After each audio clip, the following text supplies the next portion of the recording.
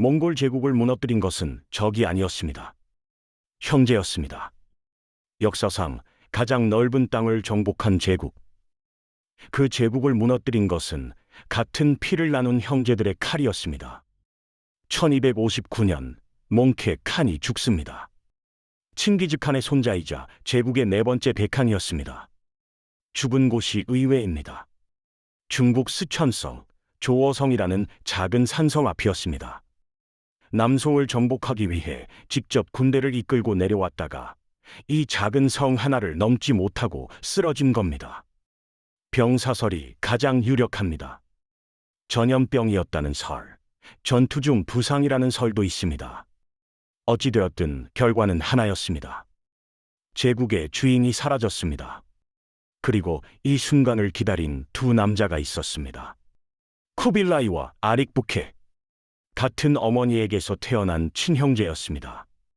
아버지는 톨루이, 칭기즈칸의 막내 아들이었습니다. 일부에서 말씀드렸듯이 몽골 전통에서 막내는 아버지의 본거지와 군대 대부분을 물려받습니다.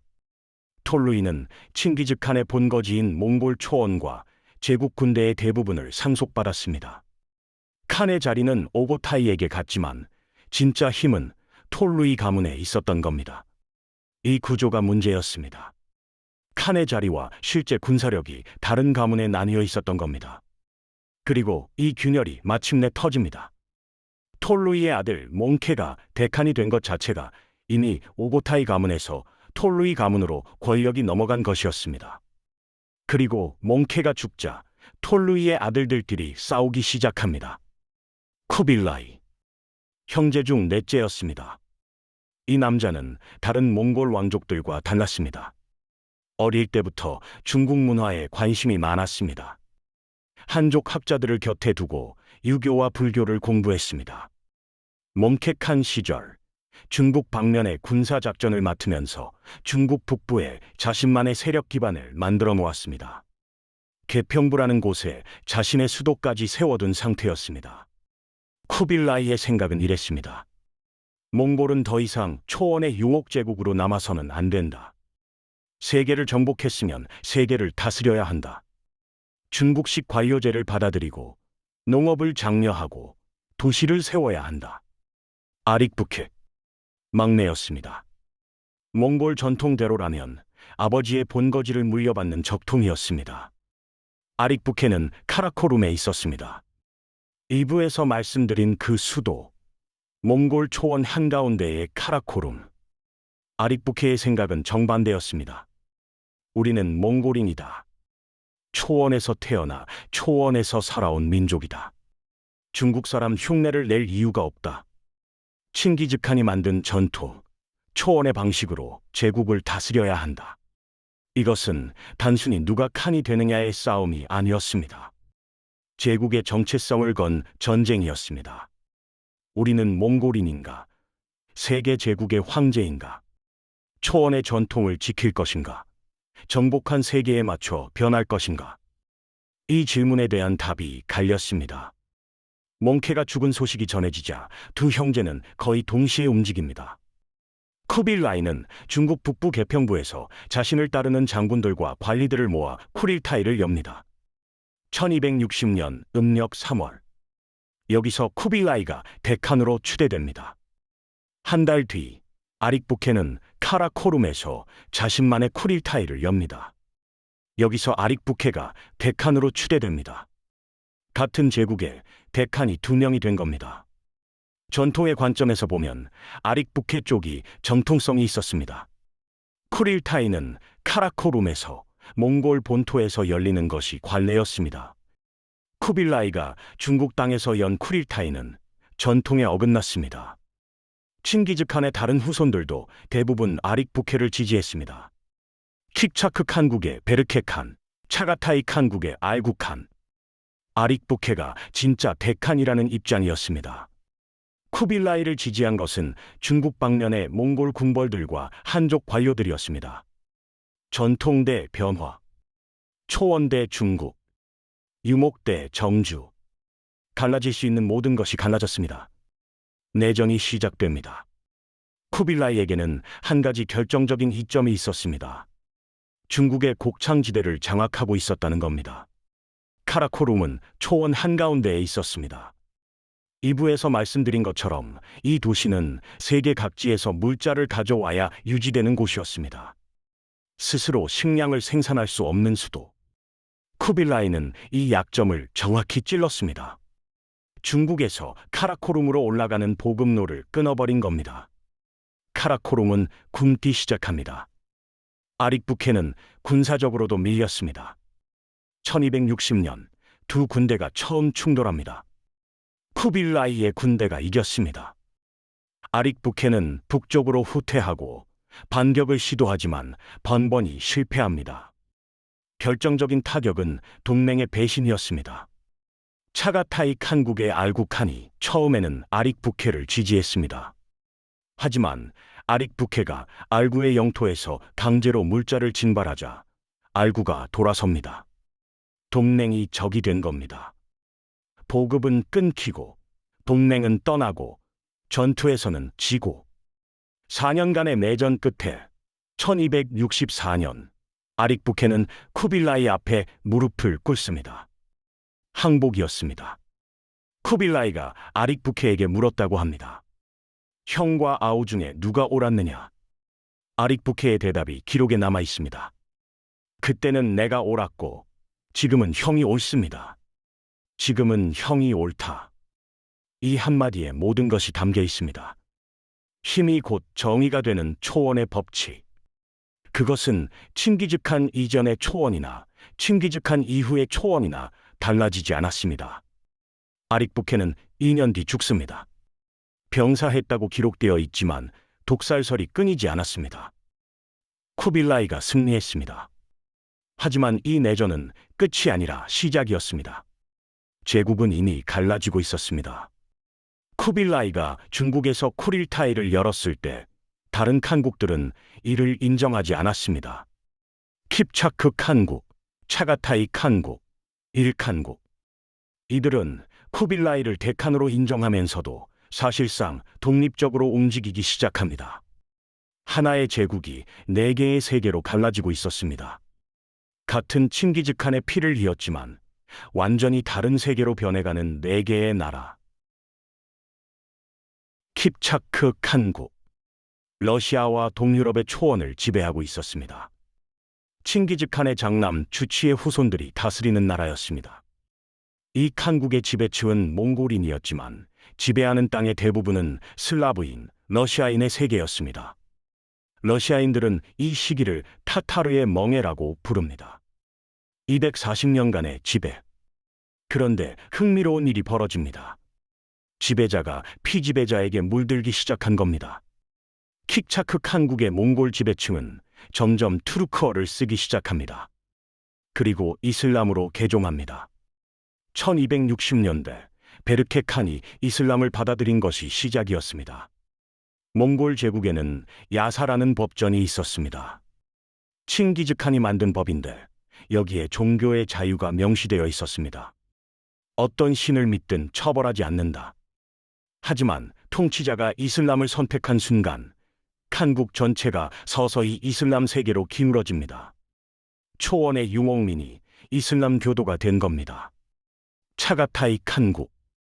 중앙아시아, 지금의 우즈베키스탄, 카자흐스탄, 키르기스스탄에 걸친 땅이었습니다. 칭기즈칸의 차남 차가타이의 후손들이 다스렸습니다. 이 칸국도 같은 길을 걸었습니다. 이슬람을 받아들이고 튜르크 문화에 흡수되어 갑니다. 하지만 차가타이 칸국은 처음부터 하나가 아니었습니다. 서쪽의 정주민 지역과 동쪽의 유목민 지역이 사사건건 부딪혔습니다. 서쪽은 도시에 살면서 농사를 짓고 이슬람을 믿고 페르시아어를 쓰는 사람들이었습니다. 동쪽은 여전히 말을 타고 초원을 떠돌며 몽골 전통을 지키려는 사람들이었습니다. 쿠빌라이와 아릭부케가 싸운 것과 똑같은 갈등이 이 칸국 안에서도 벌어지고 있었던 겁니다. 정주 대 유목, 변화 대 전토. 이 갈등은 결국 칸국을 동서로 쪼개놓습니다. 1칸국, 페르시아, 지금의 이란과 이라크를 중심으로 한 나라였습니다. 칭기즈칸의 손자 훌라부가 세운 칸국입니다. 바그다드를 함락시키고 이슬람 세계의 심장을 파괴한 그 훌라구. 그런데 이 칸국도 마찬가지였습니다. 이슬람을 받아들입니다. 다만 일칸국의 경우는 다른 칸국보다 훨씬 아이러니했습니다. 바그다드의 칼리프를 죽이고 도서관을 불태운 장본인의 후손들이 이슬람으로 개종한 겁니다. 1295년 가잔칸이 이슬람으로 개종하면서 일칸국은 공식적인 이슬람 국가가 됩니다. 바그다드의 도서관을 불태웠던 몽골인의 후손이 이슬람 사원을 세우고 코란을 읽고 있었습니다. 페르시아어로 시를 짓고 페르시아식 궁전에서 살았습니다. 정복자가 피정복자의 문화에 삼켜진 겁니다. 그리고 원나라, 쿠빌라이의 나라, 네칸국 중 가장 강력했습니다. 중국 전체를 지배하는 거대한 제국. 쿠빌라이는 중국식 국호를 정합니다. 원, 몽골어가 아니라 한자입니다. 역경의 한 구절에서 따온 이름이었습니다. 유목민이 세운 나라에 중국식 이름을 붙인 겁니다. 이것만 봐도 쿠빌라이가 어떤 방향으로 가려 했는지 알 수 있습니다.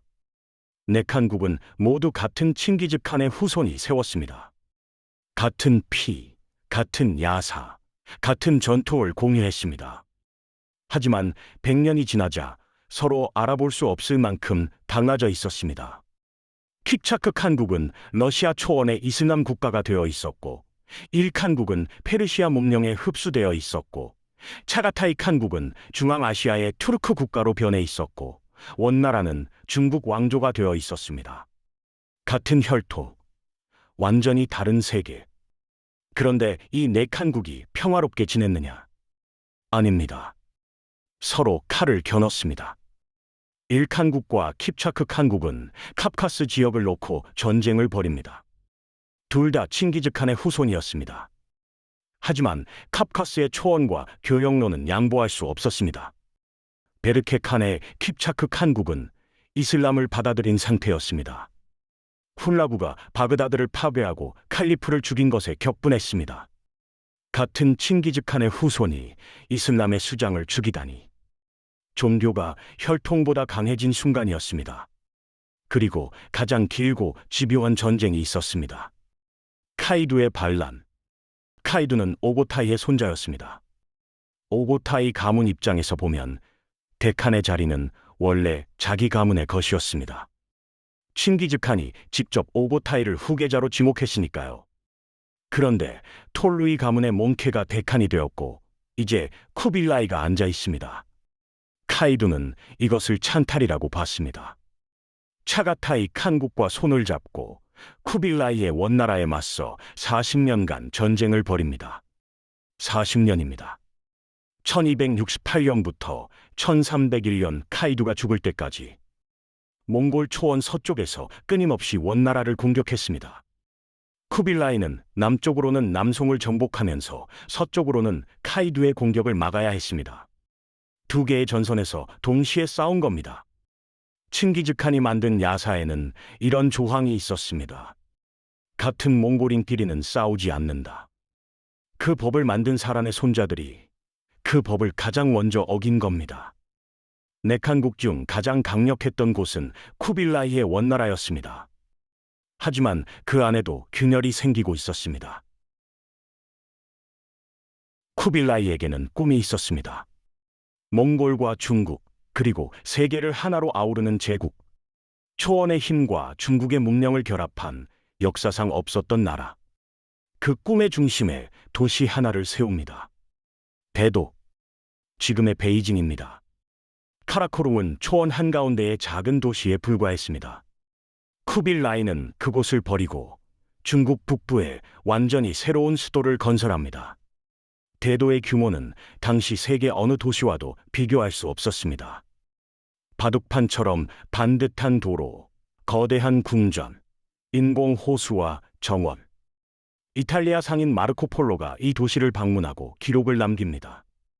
유럽 사람들은 그 기록을 믿지 않았습니다. 너무 과장된 것 아니냐고. 하지만 과장이 아니었습니다.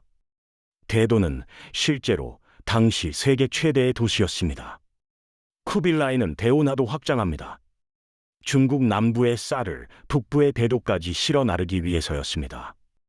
항저우에서 대도까지 1800km. 이 운하를 통해 매년 수백만 석의 곡물이 북쪽으로 올라갔습니다. 세계 최대의 물류 네트워크였습니다.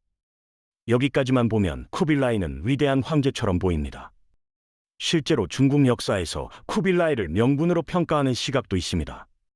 하지만 이 제국에는 누구도 말하지 않는 어두운 면이 있었습니다.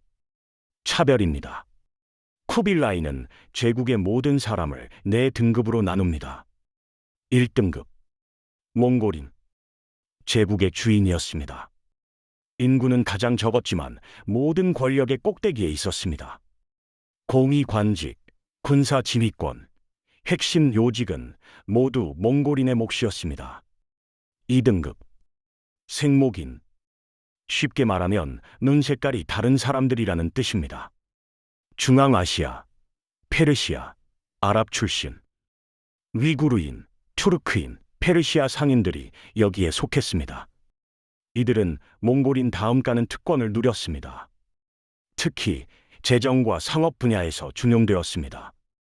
왜 한족이 아니라 이들을 썼을까요? 몽골인 입장에서 생목인은 중국에 뿌리가 없었습니다. 배경이 없으니 오직 황제에게만 충성할 수밖에 없었습니다.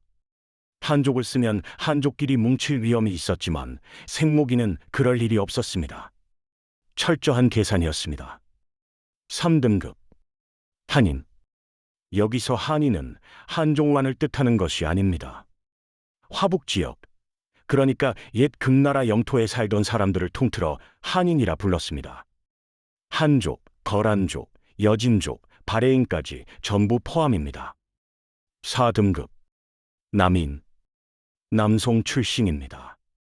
중국 남부의 한족들, 가장 늦게 정복된 사람들이었고 가장 낮은 대우를 받았습니다. 이 4등급이 일상을 지배했습니다. 같은 죄를 져도 처벌이 달랐습니다. 몽골인이 한족을 죽이면 벌금으로 끝날 수 있었지만 한족이 몽골인을 때리기만 해도 준형을 받았습니다. 과거 시험도 사실상 폐지됩니다. 중국에서 과거 시험은 1000년 넘게 이어져 온 제도였습니다. 가난한 집안 출신도 공부만 잘하면 관리가 될 수 있는 유일한 사다리. 쿠빌라이는 이 사다리를 치워버린 겁니다. 나중에 원나라 후기에 과거 시험이 부분적으로 부활하지만 몽골인과 생목인에게는 쉬운 시험을, 한인과 남인에게는 어려운 시험을 내는 방식이었습니다. 합격 정원도 따로 나눴습니다. 인구의 대다수를 차지하는 한족에게 문은 거의 닫혀 있었습니다. 이것이 만들어낸 것은 거대한 원한이었습니다. 중국의 지식인들, 관리가 되고 싶었던 수만 명의 젊은이들이 갈 곳을 잃었습니다. 그 에너지가 어디로 갔을까요? 시와 그림으로 갔습니다. 원나라 시기에 중국의 희곡과 소설이 폭발적으로 발전합니다. 관리가 될 수 없었던 지식인들이 극작가가 되고 소설가가 된 겁니다. 서상기, 두아원 같은 걸작 희곡이 이 시기에 나옵니다. 아이러니합니다. 차별이 문화를 꽃피운 겁니다. 하지만 모든 원한이 시와 그림으로만 풀린 것은 아니었습니다. 쌓이고 쌓인 분노는 결국 다른 방식으로 터져 나옵니다. 그리고 가장 먼저 불을 붙인 것은 하늘이었습니다. 1340년대 황하가 범람합니다. 중국 북부를 가로지르는 이 거대한 강이 둑을 넘어 수십만 명의 삶을 집어삼켰습니다. 같은 시기 전염병이 돌았습니다. 가뭄과 홍수가 번갈아 찾아왔습니다. 원나라 조정의 대응은 엉망이었습니다. 재정은 이미 바닥나 있었습니다. 일본 원조, 베트남 원조, 자바 원조. 실패한 전쟁에 천문학적인 돈을 쏟아부은 결과였습니다. 거기에 카이도와의 40년 전쟁까지. 국권은 텅 비어 있었고 백성은 굶주리고 있었습니다. 황하둑을 고치기 위해 원나라는 수십만 명의 농민을 강제로 도원합니다. 먹을 것도 제대로 주지 않으면서. 이것이 폭발의 도화선이 됩니다. 1351년 황하둑 공사 현장. 수십만 명의 농민이 삽과 곡괭이를 들고 서 있었습니다. 먹을 것은 부족했고 감독관의 채찍은 가혹했습니다. 그런데 공사 도중에 땅 속에서 이상한 것이 나옵니다. 외눈의 돌 인형. 그 인형의 등에 글자가 새겨져 있었습니다. 석인이란, 도황하, 천하반. 외눈의 돌 사람이 나타나 황하를 뒤집으니 천하가 뒤집어진다. 누가 묻어놓은 건지는 모릅니다. 하지만 효과는 확실했습니다. 수십만 굶주린 농민들 사이에 이 말이 퍼집니다. 하늘이 보낸 징조다. 몽골의 시대가 끝난다. 이것이 홍건적의 난의 시작입니다. 홍건적. 붉은 수건을 머리에 두른 반란군이라는 뜻입니다. 백년교라는 민간 종교가 바탕이었습니다. 니륵불이 세상에 내려와 어둠을 몰아내고 새 세상을 연다는 믿음. 굶주린 농민들에게 이것은 구원의 약속이었습니다. 1351년 반란이 터집니다. 황하 유역에서 시작된 불길이 중국 전역으로 번졌습니다. 원나라 조정은 진압에 나서지만 반란은 하나를 누르면 둘이 일어나는 시기였습니다. 안후이, 후베이, 장시, 푸젠. 곳곳에서 반란군이 들끓었습니다. 한족의 분노가 한꺼번에 쏟아져 나온 겁니다. 그런데 이 혼란 속에서 아무도 예상하지 못한 인물이 등장합니다. 주원장. 이 남자의 출신을 말씀드리면 놀라실 겁니다. 거지였습니다. 안후이성의 가난한 농가에서 태어났습니다. 어릴 때 이름도 없었습니다. 주중팔. 주씨 집안 여덟째라는 뜻이었습니다. 16살 때 황하 범람과 전염병으로 부모와 형이 모두 죽습니다. 한꺼번에 가족을 잃은 소년에게 남은 것은 아무것도 없었습니다. 시체를 묻을 땅도 없었습니다. 이웃이 작은 땅을 내주어 겨우 장사를 치렀습니다. 먹고 살 길이 없어 절에 들어갑니다. 숙녀가 된 것이 아닙니다. 밥을 먹기 위해 절에 간 겁니다. 하지만 절도 사정이 좋지 않았습니다. 얼마 지나지 않아 절에서도 쫓겨납니다. 3년간 탁발승으로 떠돌았습니다. 쉽게 말하면 동냥을 하며 떠돌아다닌 겁니다. 거지와 다를 것이 없었습니다. 그러다 1352년 홍건적에 합류합니다. 24살이었습니다. 주원장은 달랐습니다. 글을 읽을 줄 알았습니다. 절에서 배운 것이었습니다. 당시 반란군 대부분이 글을 모르는 농민이었던 것을 생각하면 이것만으로도 큰 차이였습니다. 전투에서 용감했고 판단이 빨랐습니다. 무엇보다 사람을 끌어모으는 능력이 있었습니다. 빠르게 두각을 나타내며 자기만의 세력을 키워갑니다. 1356년 난징을 점령합니다. 여기를 근거지로 삼고 주변의 다른 반란 세력들을 하나씩 흡수하거나 제거합니다. 주원장의 적은 원나라만이 아니었습니다. 같은 반란군끼리도 서로 싸웠습니다. 진우량이라는 반란군 지도자가 있었습니다. 60만 대군을 이끈 남자. 주원장의 병력은 20만이었습니다. 1363년 포양호. 중국 최대의 담수보에서 두 군대가 맞붙습니다. 36일간의 수전이었습니다. 진우량은 거대한 전함을 띄웠고 주원장은 작은 배로 화봉을 걸었습니다. 진우량은 전사하고 60만 대군은 무너집니다. 이 전투로 주원장은 중국 남부의 패자가 됩니다. 1367년 주원장은 북벌을 선언합니다. 목표는 대도, 원나라의 수도. 원나라 조정은 이미 내부 권력 다툼에 빠져 있었습니다. 마지막 황제 토본 테무르는 나라를 돌보지 않았습니다. 황제 곁에서는 권신들이 서로 싸우고 있었고 지방에서는 몽골 궁벌들이 각자 자기 영토를 챙기느라 바빴습니다. 제국이 안에서부터 무너지는 모습. 일부에서 말씀드린 금나라의 멸망과 똑같은 패턴이었습니다. 1368년 주원장의 군대가 대도에 도달합니다. 토본 테무르는 싸우지 않았습니다. 한밤중에 대도 북문을 열고 도망칩니다. 몽골 초원으로. 쿠빌라이가 세운 대도, 세계 최대의 도시가 하룻밤 사이에 주인이 바뀐 겁니다. 주원장은 새 나라를 세웁니다. 명, 밝을 명. 어둠이 끝나고 밝은 세상이 왔다는 뜻이었습니다. 거지 출신 승려가 세계 최대 제국을 무너뜨리고 황제가 된 겁니다. 중국 역사 전체를 통틀어도 이런 일은 주원장이 유일합니다. 원나라만 무너진 것이 아니었습니다. 비슷한 시기에 다른 칸국들도 무너지거나 쪼개지고 있었습니다.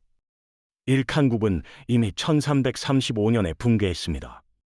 마지막 칸이 후계자 없이 죽자 칸국은 여러 개의 작은 나라로 쪼개집니다.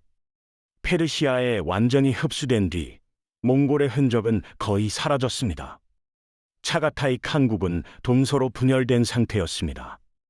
서쪽은 이슬람화가 완료되었고 동쪽은 아직 유목 전통을 유지하고 있었지만 힘을 잃어가고 있었습니다. 킥차크 칸국은 아직 존재했지만 전성기는 한참 지난 상태였습니다. 내부 분열이 심해지고 있었고 러시아 공국들이 서서히 힘을 키우고 있었습니다.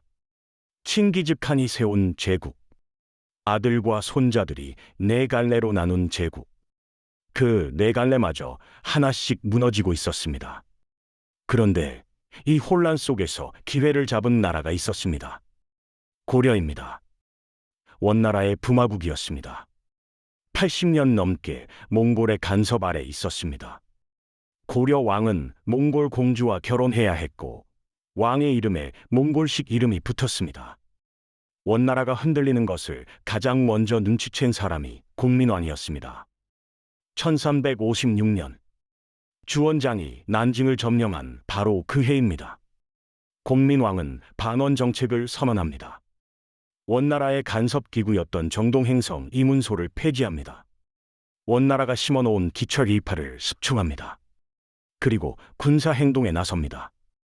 쌍성 총관부, 지금의 함경남도 일대를 지배하던 원나라의 기관이었습니다. 공민왕은 이곳을 무력으로 탈환합니다. 원나라가 중국 내부의 반란에 정신이 팔려있는 틈을 정확히 노린 겁니다. 80년 만에 되찾은 땅이었습니다. 타이밍이 절묘했습니다. 몽골 제국이 무너지는 바로 그 순간, 고려는 놓치지 않았습니다. 하지만 이 모든 이야기를 보고 나면 하나의 질문이 남습니다. 왜 무너졌을까요? 역사상 가장 넓은 제국이 왜 스스로 무너졌을까요? 적이 무너뜨린 것이 아닙니다. 맘루크가 이긴 것은 시리아 국경까지였습니다. 베트남이 막은 것은 정글 앞까지였습니다. 일본이 버틴 것은 바다 위에서였습니다. 어느 나라도 몽골의 심장까지 들어와 제국을 무너뜨리지는 못했습니다. 제국은 안에서 무너졌습니다. 왜였을까요? 첫 번째, 유목 제국의 딜레마입니다. 몽골은 말 위에서 세계를 정복했습니다. 하지만 말 위에서 세계를 다스릴 수는 없었습니다. 정복은 유목민의 방식으로 할 수 있었습니다. 빠른 기동, 거짓 퇴각, 공포의 전파. 하지만 통치는 완전히 다른 기술이 필요했습니다. 세금을 걷고 법을 적용하고 관리를 임명하고 도로를 관리하고, 이것은 정주 문명의 기술이었습니다. 그래서 몽골은 정복한 땅의 방식을 빌려옵니다. 중국에서는 중국식으로, 페르시아에서는 페르시아식으로, 러시아에서는 러시아식으로. 그런데 이렇게 하면 할수록 몽골인이라는 정체성이 사라집니다. 원나라의 몽골인은 중국인처럼 살기 시작했고, 일칸국의 몽골인은 페르시아인처럼 살기 시작했습니다. 이것을 거부하면 아릭부케처럼 전통을 지키려 하게 되고, 받아들이면 쿠빌라이처럼 변화를 택하게 됩니다. 어느 쪽을 택하든 갈등이 생겼습니다. 변하면 분열하고 변하지 않으면 통치할 수 없는 모순. 이것이 유목제국의 딜레마였습니다. 두 번째, 후계 시스템의 부재입니다. 몽골의 후계자 선출 방식은 쿠릴타이였습니다. 칭기즈칸의 후손들과 유력 장군들이 모여서 합의로 대칸을 뽑는 방식입니다. 들으면 민주적으로 보입니다. 하지만 현실은 정반대였습니다. 합의가 되지 않으면 칼을 뽑았습니다. 칸이 죽을 때마다 내전이 벌어졌습니다. 오고타이가 죽었을 때도, 몽케가 죽었을 때도 매번 같은 패턴이었습니다. 장자 상속도 아니고 유언이 법적 구속력을 갖는 것도 아니고 합의제라는 이름 아래 결국 힘이 센 쪽이 이기는 구조. 이것은 몽골만의 문제가 아니었습니다. 유목제국의 고질병이었습니다. 흉노가 그랬습니다. 묵툭선우가 죽은 뒤 후계 다툼이 벌어지고 제국이 흔들립니다. 돌궐이 그랬습니다. 부민카간이 죽은 뒤 제국은 동서로 쪼개집니다. 칭기즈칸은 이 문제를 알고 있었습니다. 그래서 야사를 만들고 천호제를 만들고 후계자를 미리 지목했습니다. 하지만 그가 만든 시스템도 세 세대를 넘기지 못했습니다. 손자 세대에서 내전이 터졌고 증손자 세대에서 제국이 갈라졌습니다. 결국 개인의 카리스마가 사라지면 시스템만으로는 제국을 유지할 수 없었던 겁니다. 세 번째, 너무 넓었습니다. 태평양에서 동유럽까지 13세기의 기술로는 유지할 수 없는 규모였습니다. 역참 시스템이 있었습니다. 그래도 카라코룸에서 킵차크 칸국까지 소식이 전해지려면 몇 주가 걸렸습니다. 변방에서 반란이 일어나도 본국에서 알기까지 한 달, 군대를 보내기까지 또 몇 달. 그 사이의 상황은 이미 돌이킬 수 없게 됩니다. 현지화하면 본국과 멀어졌습니다. 킥차크 칸국은 이슬람이 되었고 일칸국은 페르시아가 되었고 원나라는 중국이 되었습니다. 중앙에서 통제하려 하면 반발이 터졌습니다. 카이두의 40년 전쟁이 그 증거입니다. 너무 넓은 제국은 스스로의 무게에 짓눌렸습니다. 유목의 딜레마, 후계의 부재, 감당할 수 없는 규모. 이 세 가지가 겹쳐서 역사상 가장 넓은 제국을 안에서부터 무너뜨린 겁니다. 몽골 제국은 사라졌습니다. 대도에서 쫓겨난 몽골인들은 다시 초원으로 돌아갔습니다. 800년 전 칭기즈칸이 태어난 그 초원. 세계를 정복했던 민족이 다시 양을 치은 유목민으로 돌아간 겁니다. 하지만 제국이 남긴 충격파는 사라지지 않았습니다. 제국이 무너진 자리에서 새로운 제국들이 태어납니다. 킥차크 칸국의 세금 징수 대행자였던 작은 공국이 훗날 러시아 제국이 됩니다. 차가타이 칸국의 혼란 속에서 한 남자가 일어섭니다. 칭기즈칸의 피를 이었다고 주장한 남자. 그의 이름은 티무르. 칭기즈칸보다 더 잔인하고 칭기즈칸보다 더 모순적인 남자였습니다. 전쟁터에서는 두개골로 탑을 쌓았고 고향에서는 세계에서 가장 아름다운 도시를 세웠습니다. 파괴와 창조를 동시에 한 남자. 그리고 그의 후손은 인도에서 역사상 가장 부유한 제국을 세우게 됩니다. 몽골은 사라졌지만 몽골의 그림자는 사라지지 않았습니다. 다음 편에서 그 이야기를 시작하겠습니다.